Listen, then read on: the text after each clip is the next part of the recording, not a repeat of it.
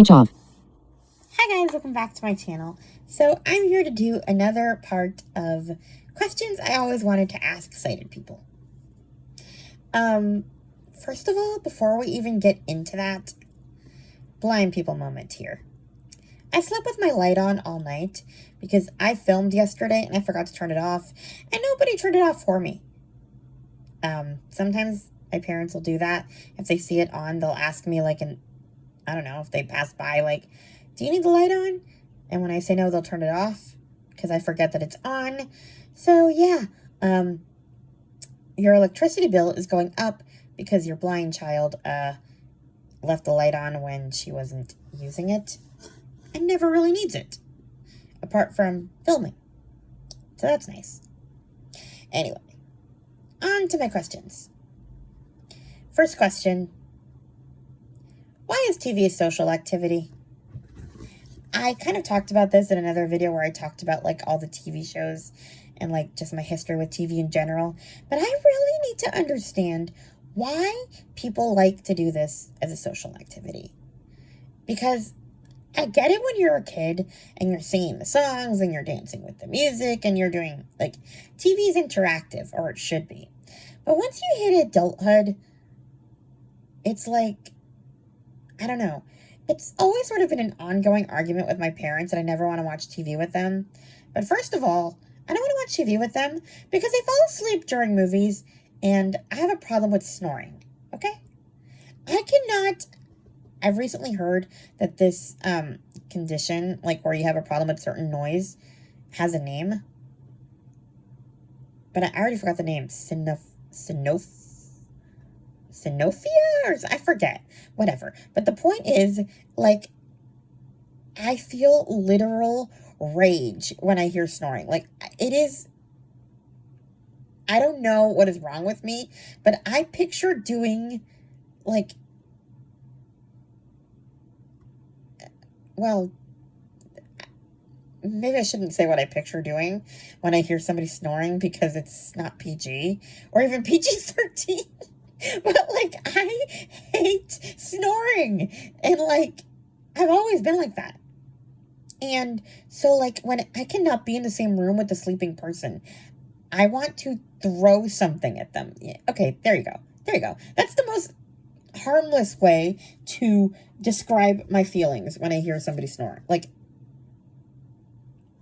I cannot be in the same room. So that is one of the reasons why I just don't want to watch TV with them.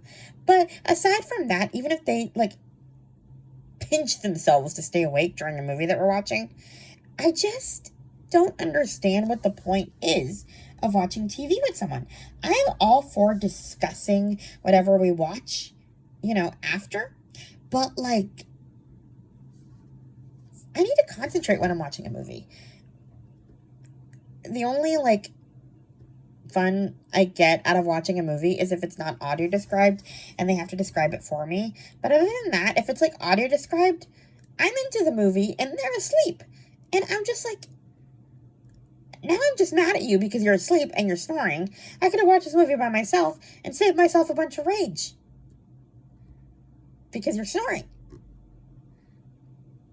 But again, I keep going back to the snoring, but that's not the point.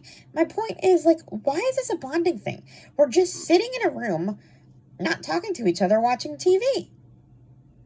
Why?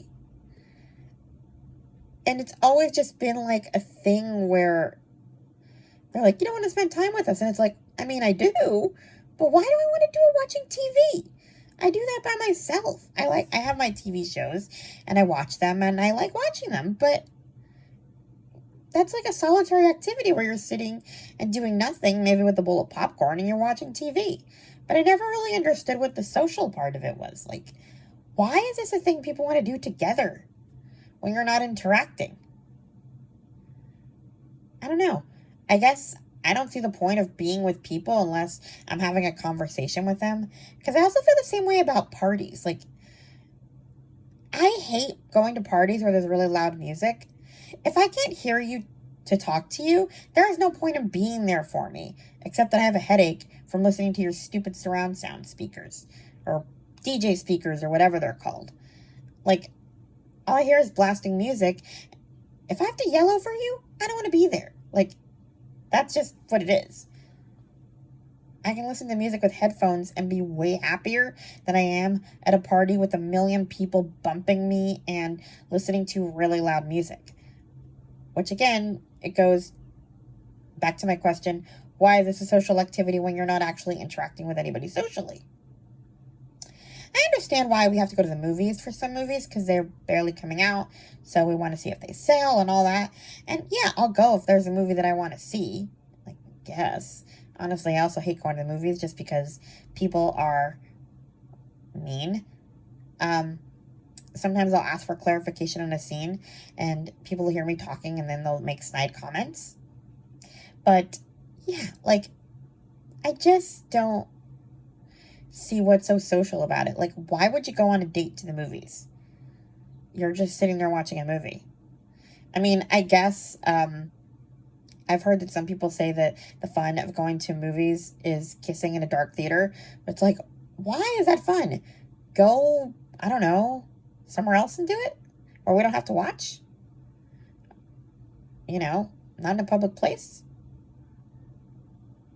Although I guess we're not watching if we're watching the movie, but then the kissing couples can save that for people who actually want to watch the movie rather than kiss in a dark theater and take up valuable seats. Honestly, I really think that I have, like, like, I'm on the spectrum on some level because, like, I am, like, brutally, like, honest about, like, how I feel about social situations. Like, I say things that would not be appropriate to say out loud, even though people are thinking them like that. You know, like the whole kissing in movie theaters thing. It's like, if you're going to do that, why are you taking up people's valuable seats who want to see, I don't know, the next Harry Potter or something? I'm glad that I got to see it at home and not at the movie theater. You know. But yeah, it always, like, kind of bugs me because it's like, how many people are here to watch the movie and how many people are here to kiss in a dark theater? Because if you are, go away and let somebody else who actually wants to watch the movie watch the movie. And I've just insulted everybody who's ever gone to the movies for a date, right? Oh well, my channel and I can do what I want. Next, here's another social question. Why is it that sighted people can be so creepy about stalking people, but blind people are reprimanded for eavesdropping on a conversation that is happening right in front of them? Okay. You guys people watch, right? Well, for me, eavesdropping is people watching. If I'm sitting in a waiting room and you're having a riveting conversation on your phone next to me, and I am bored waiting for my doctor's appointment, I am going to listen to said conversation. I mean, especially if it's interesting. You're the one who's having this private conversation in the same room that I'm sitting in. So it's like, what do you want me to do? Why should I pretend I'm not listening to you when you're like an inch away from my face? I don't know. It's just funny that is considered socially inappropriate. But everybody sees it fine and dandy to just, like, track people on their phones and go and stalk them for whatever reason or other. You know, we have all these tracking apps on our phones, or like Facebook.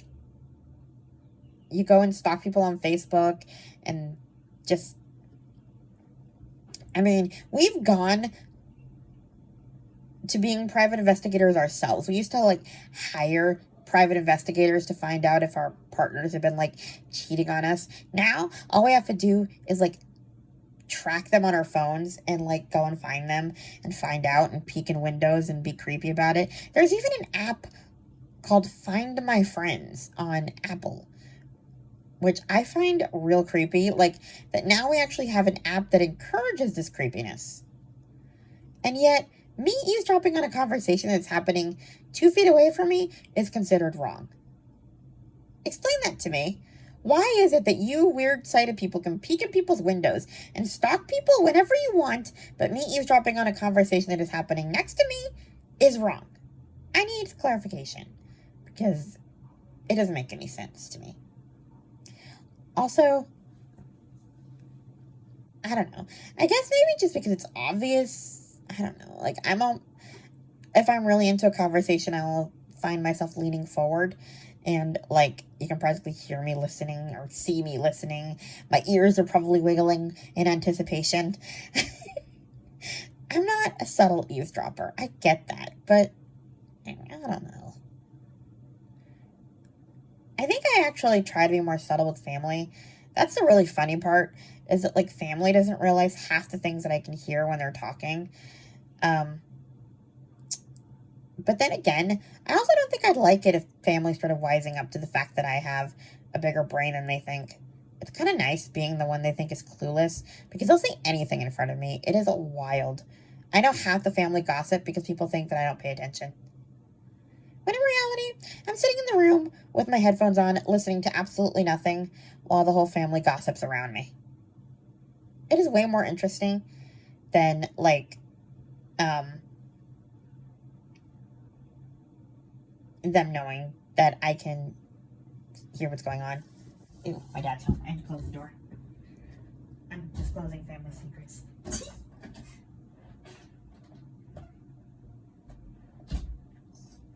Anyway. But yeah, where was I? Oh yeah. I'm just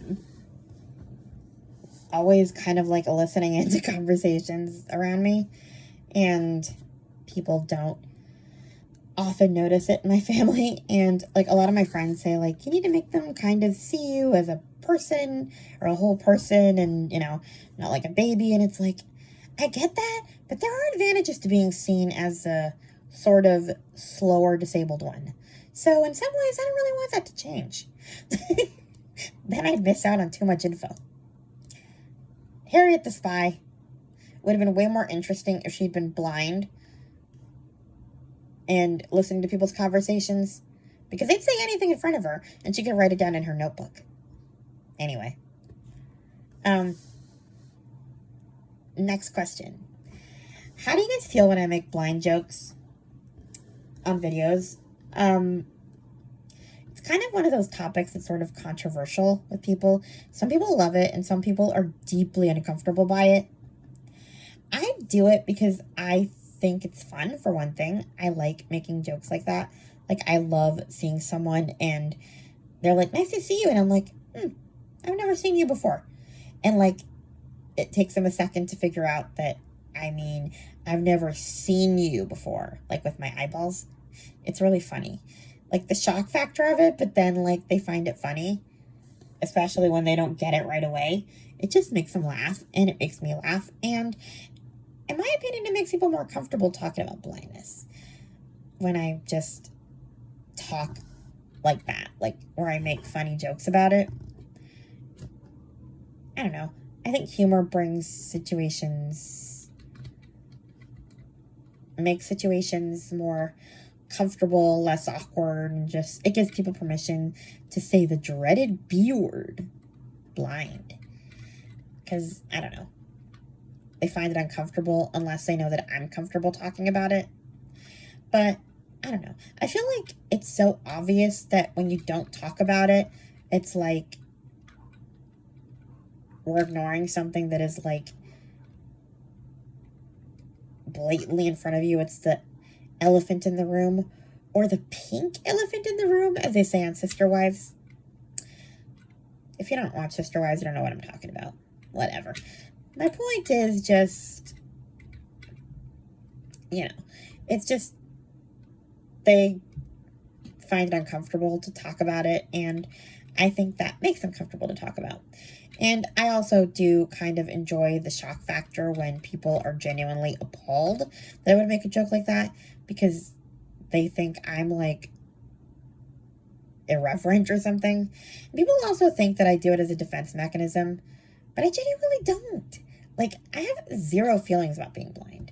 I mean, like, I've never had vision, so it's not like I'm, like, grieving this loss that I've never had. I could care less. Sorry. It's just true. I mean, I'm sure there are lots of blind people who became blind later in life who genuinely are sad about it, and, you know, that sucks. Because I'd probably be just as sad if I couldn't walk or hear all of a sudden. you know, but I didn't lose anything that I never, because I never had it. So I'm not upset about it. So this is not like some coping mechanism to deal with my pain. It's just fun. And like I said, honestly, it makes me enjoy it even more when people don't find it amusing and find it horrifying that I would joke about something so serious. I don't know. I also love it when sighted people just kind of do it inadvertently. It's just really funny. Like, I had a teacher once who yelled, "Are you blind?" in front of me when, like, kids weren't paying attention. And, I mean, I'm talking about it now. Remembering it, like, 20 years later. It is one of the highlights of my childhood. Like, the horror when she realized that I was sitting there. I mean, she knew I was there, but, like, she didn't, like, take me into account when she screamed that for half the school to hear. Like, so her horror when I'm, like, there, she's apologizing, and I am, like, rolling on the floor laughing so hard because she, like, screamed that in a fit of rage. So yeah, sighted people are funny, but I don't know. I just enjoy doing it. It's just a part of who I am. People are kind of used to it when they get to know me, but you know, like Liz, one of the fitness instructors at the Y, yesterday, she said, "Nice to see you." And I said, "I've never seen you before." And it took her like a minute to figure out what I was trying to say. Or, you know, that I was making a joke, like, "I've never seen you with my eyeballs." And then the other fitness instructor does this exercise where she tells you to look up at the ceiling, look down at the water, eyes up, eyes down. And me and Marissa are always like joking around going, "Oh, look at the ceiling. It's so pretty. And that water is lovely." And, you know. And we have like this banter back and forth where it's just kind of what we do by ourselves, but like we're not really paying attention to the people around us. So we're doing this exercise where we have to like sit on a pool noodle and pedal like our hands and feet. And I was like, "Watch where you're going with your sightless eyes." And Dad said that the pool was kind of looking at him like, "Are we allowed to laugh? Or are we supposed to be upset?" And he laughed, so then everybody laughed. But it was like, no one expects me to say that stuff. But it's just so fun to say that stuff. Like, I don't know. It brings me joy. As Emily Gilmore would say. Anyway, next questions are a little simpler, I think. I kind of always wondered what a freeway looked like. I mean, I wonder just because, like, you go really fast on a freeway, like, the speed changes, you're not going as slowly as you would when you're driving on the streets. So, like, is it just because cars are, like, pushing you to go a certain speed? And what does it, like, look like? Is it, like, the sidewalk? Like, if you were to walk on the freeway, are you walking on, like, sidewalk-type material? I don't know. I used to picture a freeway as, like, a moving sidewalk. I know that's not what it looks like, but, you know, that's how I always thought of a freeway for some odd reason. I know it has an on and an off ramp or something, and you can kind of feel yourself turning as you get on and off it. But, yeah, I used to think of it as like a bridge or a moving sidewalk. Don't ask me why, but those are the pictures that come into my head when I think of a freeway, which I know that's not what it is. And another question I've had recently is, what color is water? Because I've always thought that water was colorless, but lately I've been hearing people describe it as blue. And so I'm kind of like, okay, when I hear about blue water, I hear about the ocean. So does salt make it blue? Or, like, is water naturally blue? Or what? I'm confused. Because recently I've heard people talk about pool water being blue. So what is it? The salt? The chlorine? I don't know. It's confusing. Is the water in the sink blue? This is why I do videos like this, because I could never say this out loud to anybody, like, you know, real, like standing in front of me real. It's way easier just to say it to a phone, put it on the internet, and let it go into the abyss. So, yeah, there's that. Anyway, that is all I have for now. Please like, comment, and subscribe, and I'll talk to you guys in my next video. I think I am 12 subscribers away from 100, so I have 2 weeks before, well, I was hoping to reach 100 by the beginning of June. It'll make me happy. I mean, I'd love to have 1,000 just for, because it'd be cool to have 1,000, but I'll be happy to reach 100, and then 500. Anyway, talk to you guys later. Bye. Speech on. Stop recording video.